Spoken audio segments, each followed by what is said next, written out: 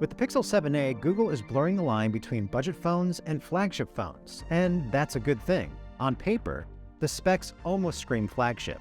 Quality 64 megapixel camera? Check. Smooth 90 Hz display? Yep. Wireless charging? That's here too. That's a pretty good deal for $500. Plus, you get the same powerful Tensor G2 chip as the regular Pixel 7, the same face unlock capability, and much longer battery life than the previous Pixel 6a. Still, the Pixel 7a costs $50 more than Samsung's Galaxy A54 and the Pixel 6a. So, is it worth the extra $50, and is it the best mid-range phone you can buy? Let's go take a look.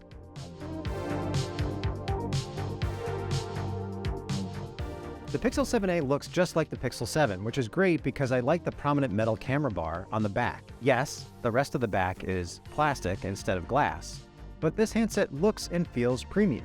There's also a sturdy metal frame, plus Gorilla Glass 3 protecting the front from scratches and drops. You have your choice of 4 colors with the Pixel 7a, including charcoal, snow, sea, and coral. We tested the sea model, and it's a nice pale blue. I like coral the most, but it's exclusive to Google.com and Google stores. I do like how the aluminum sides are color matched, but the rear panel does pick up fingerprints, so you might want to throw this thing in a case. One of the most notable Pixel 7a upgrades is the jump from 60 Hz to 90 Hz for the display, so you now get smoother scrolling and more fluid animations on the 6.1-inch Full HD OLED panel. The Pixel 7a screen is solid overall. When watching the Barbie movie trailer, the colors really popped, from the bright pink Corvette to Ryan Gosling's super blonde hair.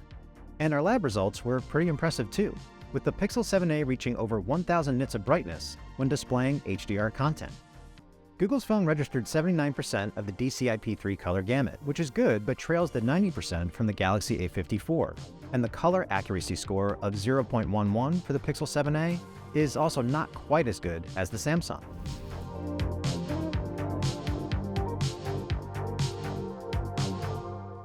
Pixel 7a packs a strong trio of cameras for your $499, including a 64-megapixel main camera, a 13-megapixel ultra-wide shooter, and a 13-megapixel front camera. That front camera comes in handy for face unlock, which is the fastest way to unlock this handset if you're willing to live with something less secure than the in-display fingerprint sensor. As for the photo quality, I'd say this is easily one of the best camera phone values around. Let's take a look at some images side by side between the Pixel 7a and the Galaxy A54. They're both under $500 and they both promise to be the best camera phone for the money.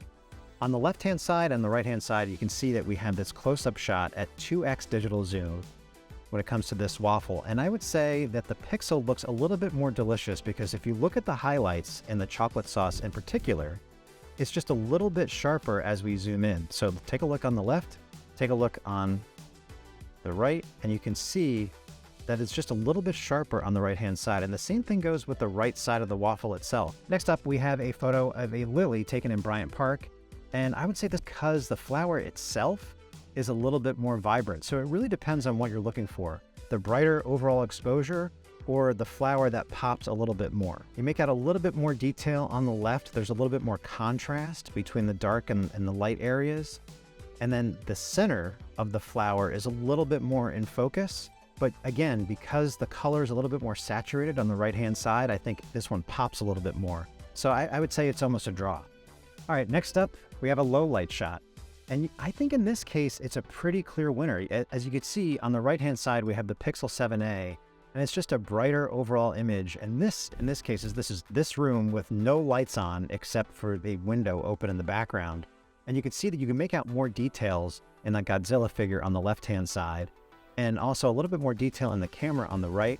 The Homer in the middle is nice and shiny on both, but I think the colors in the Pixel image are a little bit more accurate. Let's move on to this photo that we took in Bryant Park, and I would say right off the bat, Samsung seems to win because it has the brighter, more inviting image, period. It's a brighter exposure. You could say it's almost overexposed, but I think this is the one that more people would probably share. On the right-hand side though, especially as you start to zoom in, it's a little bit crisper, especially in the water.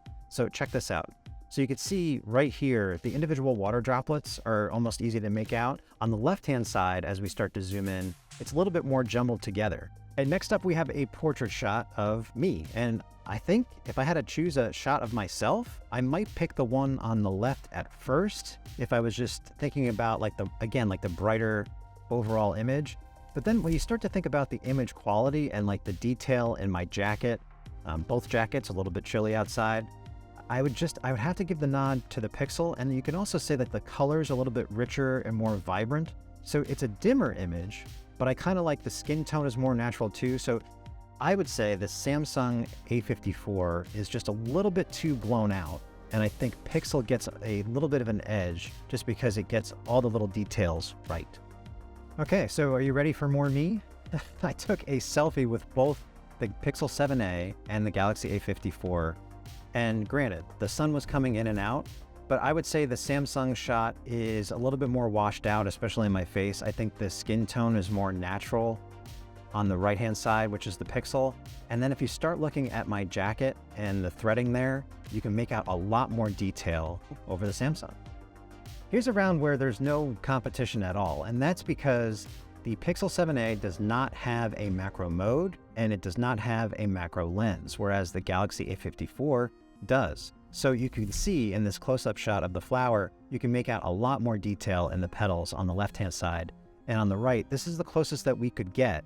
So what about zoom? I think the Pixel 7a comes into this round with a disadvantage because it only goes up to 8x zoom, whereas the Samsung Galaxy A54 goes up to 10x, and you can see the difference in this photo. Now granted, the sun was shining for the Pixel shot, but it still doesn't give you as much detail as Samsung does, and that's because it just goes in a little bit further. So in this particular case, I think Samsung wins because it just gives you a longer, more powerful zoom, and it shows in the results.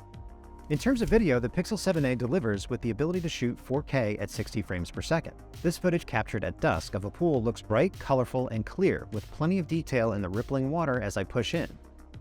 There's a bit of lens flare though, as I get closer to the sun. The Pixel 7a's video stabilization works pretty well, as you can see in this clip. On the other hand, I was really impressed with the slow motion footage of this fountain. Because this is a Pixel, you get access to all of Google's AI goodness, including Magic Eraser for removing unwanted things from your photos, and Photo Unblur for sharpening your pics. One of the big benefits of the Pixel 7a is that it packs the same Tensor G2 chip as the flagship Pixel 7 and Pixel 7 Pro. The result is strong performance, whether you're racing around the track in a game like Asphalt 9 or zipping between multiple open apps. On Geekbench, which measures overall performance, the Pixel 7a handily beats the Exynos 1380 chip inside the Galaxy A54. However, the iPhone SE's A15 Bionic is still the champ when it comes to sheer horsepower.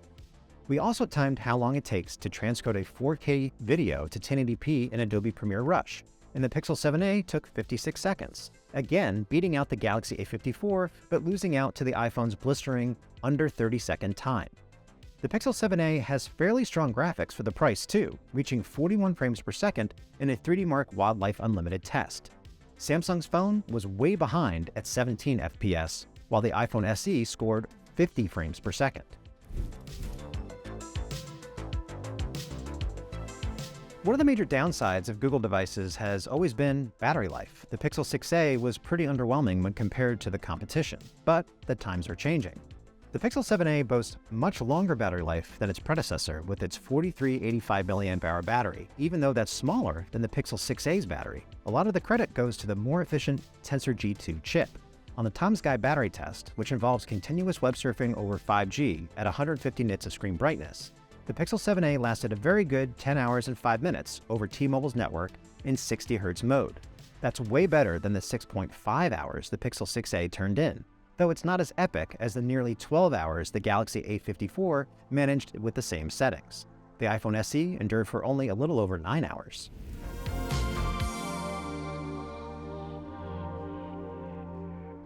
Overall, the Pixel 7a is so good, I wouldn't bother getting the regular Pixel 7 for $100 more. Sure, the Pixel 7 has a slightly bigger screen, more premium glass back, and a bigger main camera sensor. But I'd argue that the Pixel 7a is a better value and one of the best Android phones for the money, period. Be sure to check out our full Pixel 7a review at Tom's Guide and follow us here on YouTube, TikTok, and Instagram. I'm Mark Spoonhour, and be sure to subscribe as we'll be getting our hands on the new Pixel Fold soon, and we can't wait.